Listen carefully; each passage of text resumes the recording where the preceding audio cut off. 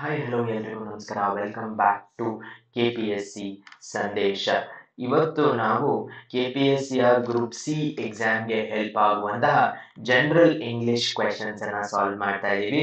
ಇದು paper 2, that is communication paper ಅಥವಾ ಸಂವಹನ ಪತ್ರಿಕೆ ಅಂತ ಏನು ಹೇಳ್ತೀವಿ ಅದು.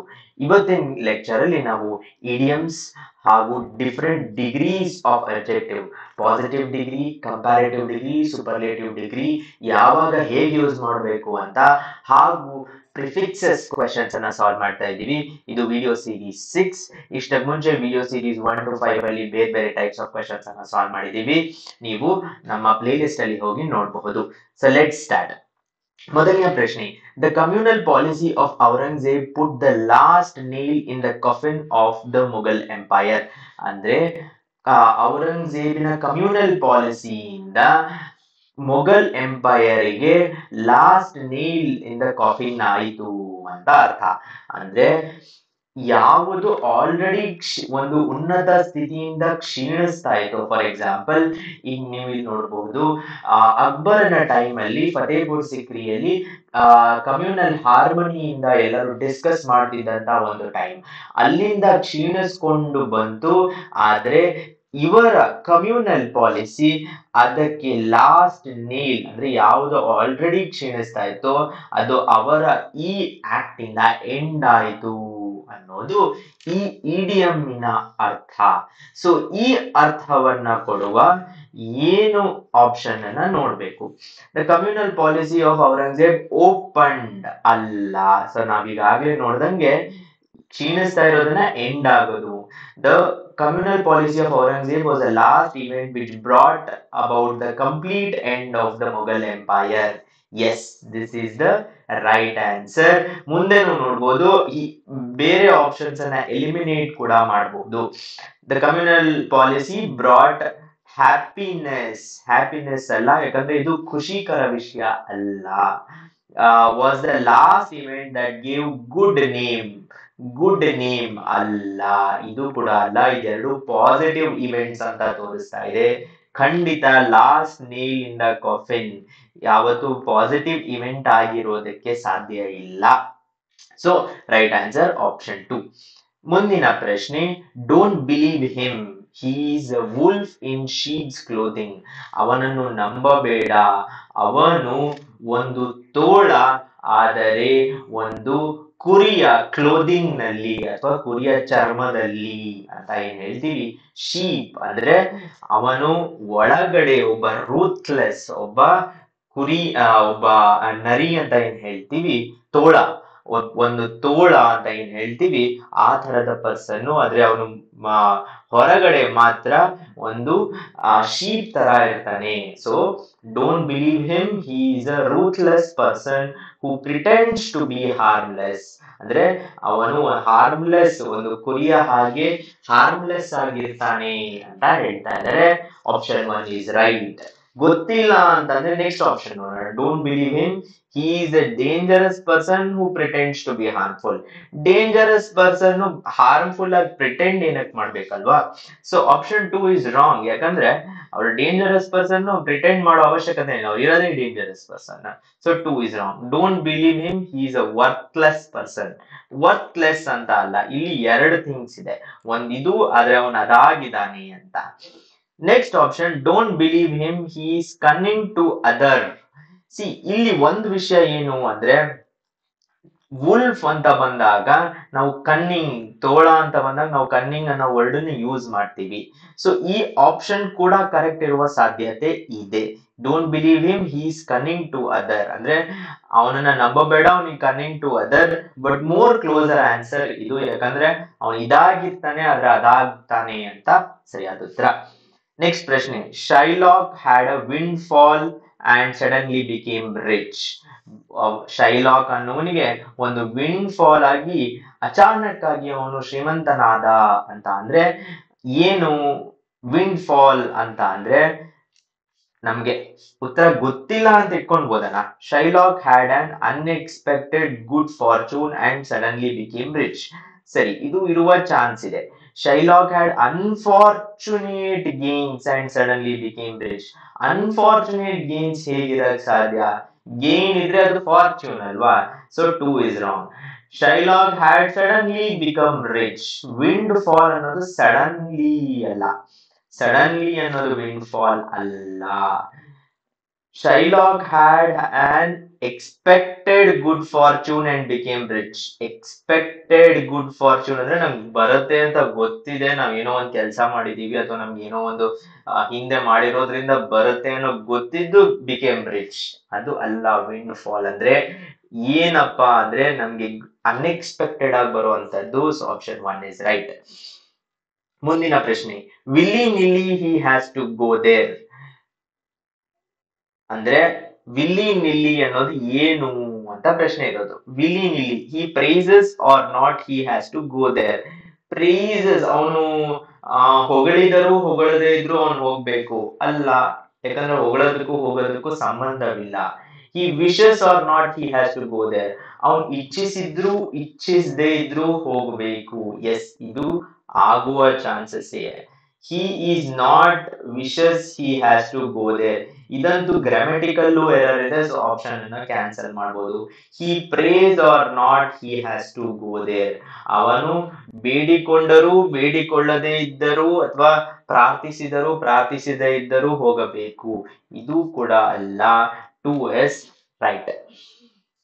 Next part, degrees of adjective. 3 degrees, positive degree, comparative degree ಹಾಗೂ superlative degree. Let's start. First one, Dolly works dash than Tom. Dolly ಅನ್ನುವಳು ಟಾಮ್ ಗಿಂತ ಜಾಸ್ತಿ ಕೆಲಸ ಮಾಡುತ್ತಾಳೆ. ದ್ಯಾನ್ ಅನ್ನುವ ಪದ ಬಂದಾಗ ಗಿಂತ, ಒಬ್ಬರಿಗಿಂತ ಇನ್ನೊಬ್ಬರು ಅಂತ ಅಂದ್ರೆ ಏನು, ಅವರಿಬ್ಬರ ಮಧ್ಯೆ ಏನ್ ನಡೀತಾ ಇದೆ, ಕಂಪ್ಯಾರಿಸನ್ ನಡೀತಾ ಇದೆ. ಸೊ ಇದು ಕಂಪ್ಯಾರಿಟಿವ್ ಡಿಗ್ರಿ ಬರುತ್ತೆ. Comparative degree of hard. Hard, order, hardest ಅಲ್ವಾ. ಸೊ ಕಂಪ್ಯಾರಿಟಿವ್ ಡಿಗ್ರಿ ಏನು ಅಂದ್ರೆ ಹಾರ್ಡರ್. ಒಬ್ಬರಿಗಿಂತ. ದ್ಯಾನ್ ಬಂದಾಗ ಯಾವಾಗಲೂ ಕಂಪ್ಯಾರಿಟಿವ್ ಡಿಗ್ರಿನೇ ಬರೋದು. ನೆಕ್ಸ್ಟ್ ಪ್ರಶ್ನೆ, ಹಿ doesn't sing as dash as she does. ಇವನು ಇನ್ನು ಹಾಡ್ತಾನೆ, ಅದು ಸರಿ ಸುಮಾರಾಗಿ ಹಾಡ್ತಾನೆ, ಇವರಷ್ಟು ಹಾಡಲ್ಲ, ಇವಳಷ್ಟು ಚೆನ್ನಾಗಿ ಹಾಡಲ್ಲ. ಆಸ್ ಸಮಥಿಂಗ್ ಅಂತ ಬಂದಾಗ ಅಲ್ಲಿ ಮತ್ತೆ ಏನ್ ನಡೀತಾ ಇದೆ, ಅವರಿಬ್ಬರ ಮಧ್ಯೆ ಕಂಪ್ಯಾರಿಸನ್. ಸೊ ಹಾಗಾಗಿ ಇದು ಕಂಪ್ಯಾರಿಟಿವ್ ಡಿಗ್ರಿ ಆಗತ್ತೆ. ಮತ್ತೆ ಮೆಲೋಡಿಯಸ್, ಮೆಲೋಡಿಯಸ್ ಬಗ್ಗೆ ಇರೋದು. He doesn't sing as melodiously is the right answer. Melodiest ಅಲ್ಲ, melodier ಅಲ್ಲ. He doesn't sing more melody as her as she does ಅಲ್ಲ. ಆಪ್ಷನ್ 1 melodiously, ಅವನು as melodiously as ಅವಳು ಹಾಡಲ್ಲ. ಮುಂದಿನ ಪ್ರಶ್ನೆ, she speaks dash of all. Of all ಅಂತ ಬಂದಾಗ ಎಲ್ಲರೂ ಇದ್ದಾರೆ, ಎಲ್ಲರಿಗಿಂತ ಇವಳು ಹೆಚ್ಚು ಅಂದ್ರೆ ಇವಳು ಎಲ್ಲರಿಗಿಂತ ಹೆಚ್ಚು ಅಂದಾಗ ಅದೇನಾಗತ್ತೆ, superlative degree of adjective. Superlative degree of adjective of ಏನ್ ಬೇಕು ನಮ್ಗೆ, loud.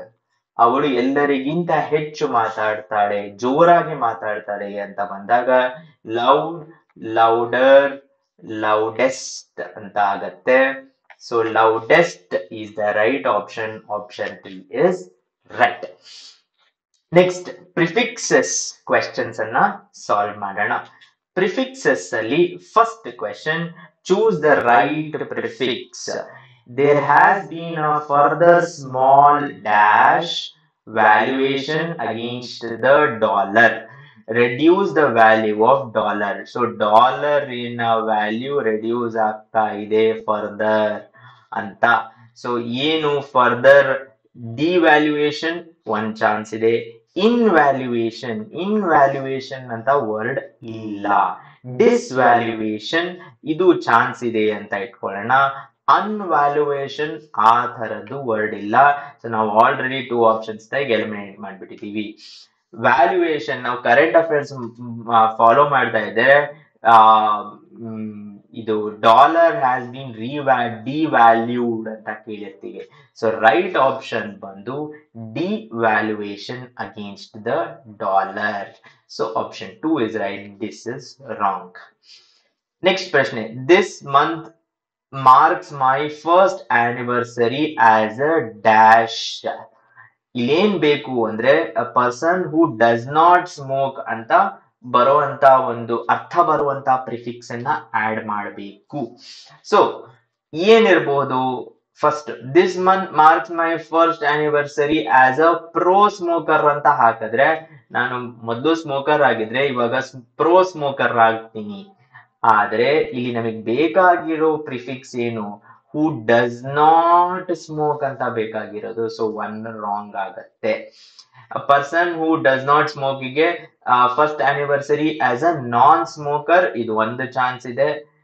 Anniversary as a unsmoker, unsmoker, I am an unsmoker ಅಂತ ಎಲ್ಲಾದ್ರೂ ಕೇಳಿದ್ರಾ? ಇಲ್ಲ, ಆ ತರದ ವರ್ಡ್ ಇಲ್ಲ. ಸೊ ಆಪ್ಷನ್ 3 ರಾಂಗ್ ಆಗತ್ತೆ.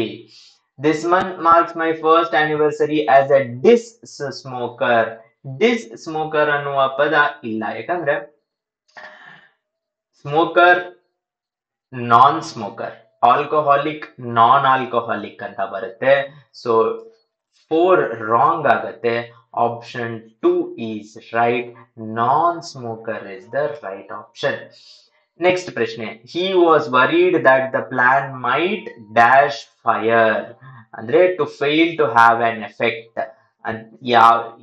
ಒಂದು ಪ್ಲಾನ್ ಮಾಡಿದ್ದಾರೆ, ಆದ್ರೆ ಅದು ವರ್ಕ್ ಆಗ್ಲಿಲ್ಲ, ರಿವರ್ಸ್ ಹೊಡಿತು ಅಥವಾ ಬೇರೆ ಕಡೆ ಎಲ್ಲೋ ಹೋಯ್ತು. To fail to have an effect or not work correctly ಅನ್ನೋ ಪದ ಬೇಕು. It might ಇಂಫೈರ್. ಇಂಫೈರ್ ಅಲ್ಲ. ಇನ್ಫೈರ್ ಆ ಥರದ ವರ್ಡ್ ಇಲ್ಲ. ಅನ್ಫೈರ್ ಅಲ್ಲ. ಅನ್ಫೈರ್ ಅಂದ್ರೆ ಆಗೇ ಇಲ್ಲ. ಮಿಸ್ ಫೈರ್ ಅಂದ್ರೆ he was worried the plan might misfire ಅಂದ್ರೆ ಯಾವುದೇ ಎಫೆಕ್ಟ್ ಇಲ್ಲದೆ ಇರೋದು ಅಥವಾ ಕರೆಕ್ಟ್ ಆಗಿ ವರ್ಕ್ ಆಗದೆ ಇರೋದಕ್ಕೆ ನಾವು ಮಿಸ್ ಫೈರ್ ಅಂತ ಹೇಳ್ತೀವಿ. Next part. If there was a dash marital agreement the court would consider the matter happening before marriage. Happening before ಏನೋ ಒಂದು ಆಗ್ತಾ ಇದೆ, ಅದಕ್ಕೆ ಮುಂಚೆ ಕಾಂಟ್ರಾಕ್ಟ್ ಅಥವಾ ಮ್ಯಾರಿಟಲ್ ಅಗ್ರಿಮೆಂಟ್ ಇದ್ದಿದ್ರೆ.